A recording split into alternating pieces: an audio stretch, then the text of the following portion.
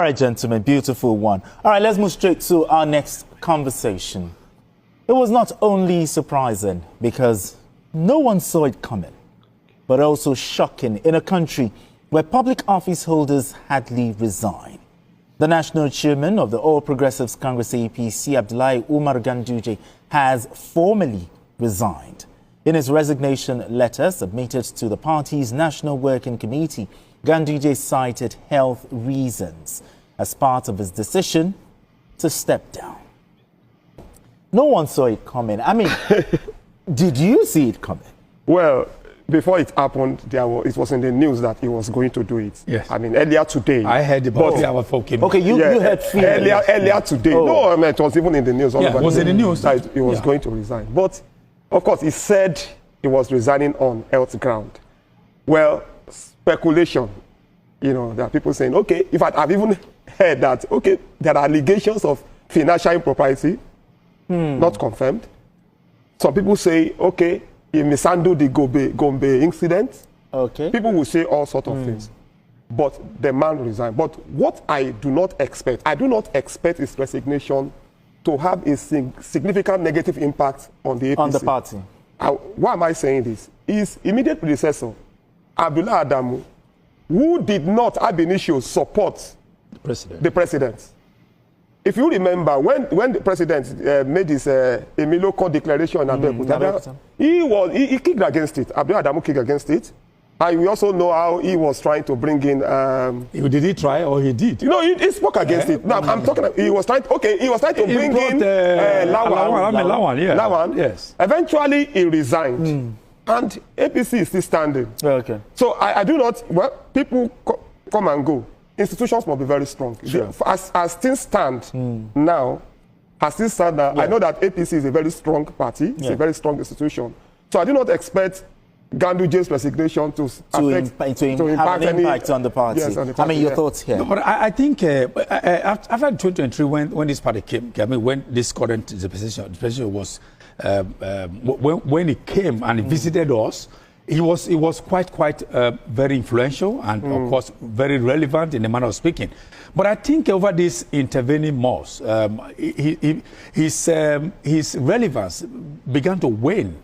That's the way I look at it. He was hardly in the news and all that. Even some very important things that Ganduje's name wasn't there anymore. That, as you mentioned, you made a reference to the Gombe issue about they didn't mention the name of those and all that. It was also a kind of a minus to his leadership style of open, maybe I could say open bias to a certain section of the So maybe the president also wasn't very comfortable. And then someone also said, because I discussed with a friend of mine when I used to call when they said, okay, because we heard about it about 3 hours before I even came here. That it was going to, but I didn't know we were going to be discussing it, right? And that again, somebody also said that even the continuous closeness of what's the other man in Kano, the NPP man. Okay, Kwankwaso. Kwankwaso is getting very close to the president and Kwankwaso and this one. So a whole lot of things are being bandied here and there. But again, as he said, the days to come, we will all see. But I thank God for what they are doing. Is it thank God now? Well, I'm happy for them that they fixed the National Convention for December, which I think is going to do a lot to restructure the party and then put the party on good footing. On the right yes, footing. exactly. I mean, BKO, your thoughts here. Ganduje has resigned. What's your interpretation of this? Well, I had expected this. If I said I wasn't expecting it, then I'm a liar from the pit of hell. 2 times he had been offered ambassadorial appointments, but he turned those appointments down. And initially, it was thought that it would be around for him to midwife the primaries of the party for the 2027 election. But the pressures had been on. You and I know that Kwankwaso is the president's friend. although it may actually be attacking the president, but that's politics. He's the president's friend, and the president... Network glitch again. But while we wait for BKO, he said something. He said, I mentioned the impact. Yes.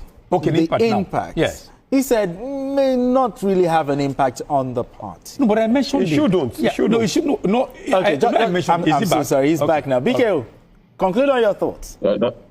Yes. Yes, I said that Atiku, someone like Kwankwaso would not like to work for Atiku. He had said that before, that yes, that Atiku should not be in the race. He even called him a liar at 80. So President Tinubu had been making moves to have him come to his side.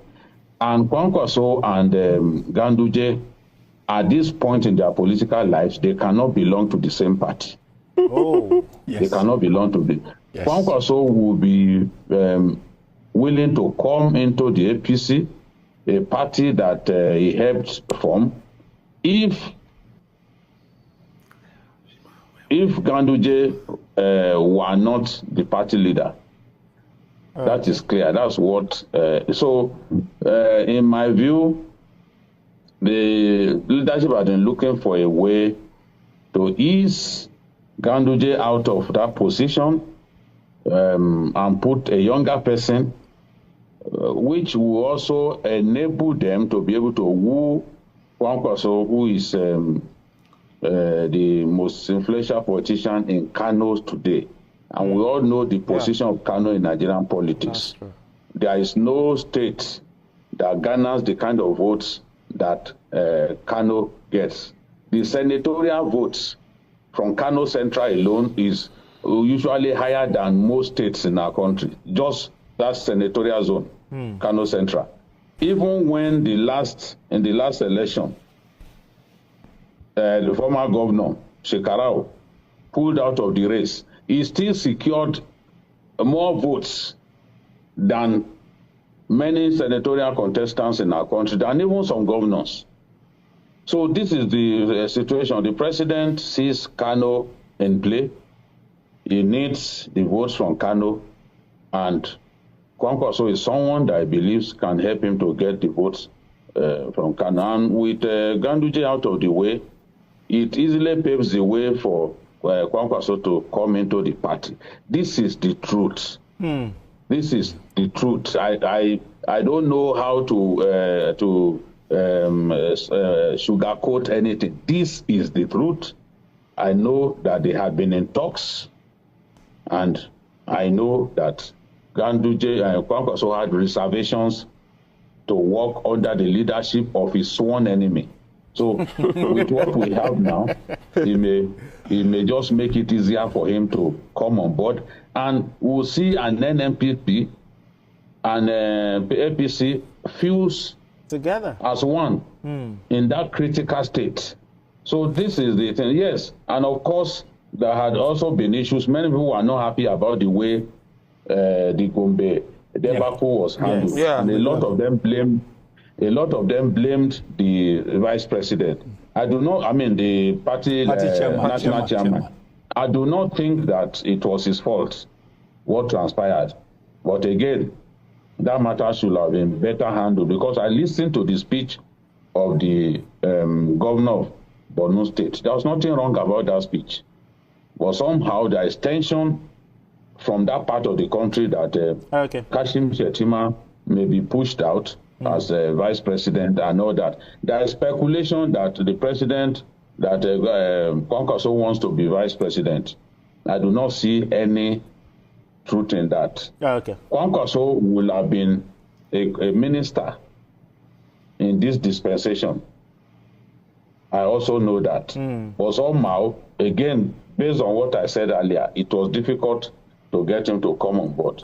Maybe now we'll see some real movement in that area. All right then.